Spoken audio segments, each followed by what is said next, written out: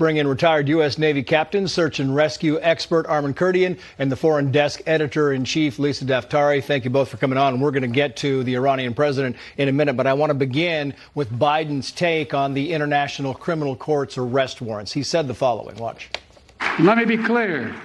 We reject the ICC's application for arrest warrants against Israeli leaders. Whatever these warrants may imply, there is no equivalence between Israel and Hamas.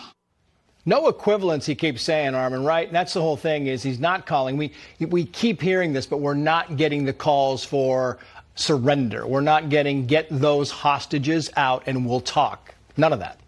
It's very interesting, Trace. There's three things that jumped out at me about this declaration. First of all, it talks about a conflict between Israel and the Palestinian state, and Palestine is not recognized. Right. Number two, these Palestine armed groups, which they call Hamas, are an internationally recognized terrorist organization. And third, finally, why did it take them 37 years to start indicting Hamas leaders and like Hezbollah for lobbing rockets and missiles into populated centers of Israel? Yeah, I mean, all good points here. You know, the thing is, so Biden is against the warrant for Netanyahu. He came out, he said he's against this thing. George Clooney is a huge Biden supporter. His wife, Amal Clooney, who is a human rights lawyer, a very well-known one, is the one who instigated this International Criminal Court's warrant, saying the following, quoting here, Amal Clooney, wife of actor George Clooney, was among the experts who advised the ICC in seeking arrest warrants for Israeli Prime Minister Benjamin Netanyahu and Hamas leader Yahya Sinwar over alleged war crimes. It's interesting how this is all playing out here, and you're like, what's going on here, Lisa? Absolutely, and it's the pivot that Biden has made in recent months, along with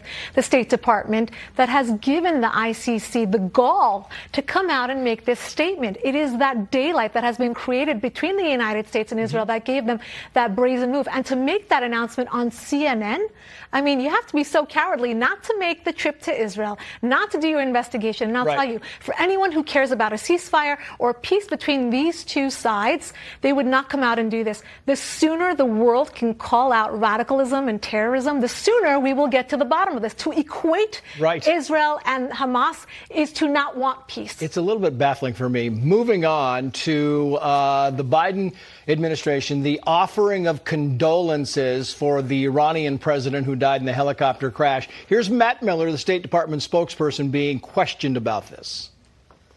So condolences on behalf of the United States government. I'm not even sure why you're offering condolences if this guy was as bad as you say he was. Because we regret any loss of life. We don't want to see people die in helicopter crashes. It doesn't change our view of him. Aren't you sending contradictory messages? Absolutely not.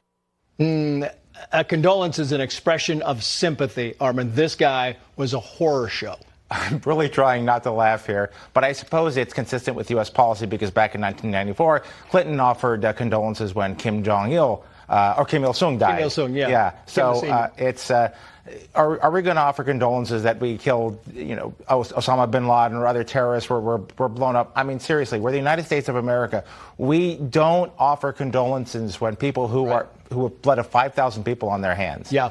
Biden, clear to go. This is the last one. The Hill writes the following, quoting here, the death of Iran's president could push it over the edge. Raisi's death comes at a sensitive time in Iran's domestic situation. What comes next in the country of 90 minutes? I got about 30 seconds. Yeah, we're going to have a different tyrant, same tyranny. That's really the short of it. Yeah. They will have some election in which their 12 members of their expediency council will choose another terrorist, another butcher to take his place. This doesn't change the regime, and that's the issue. Lisa, Armen, thank you both. Coming up.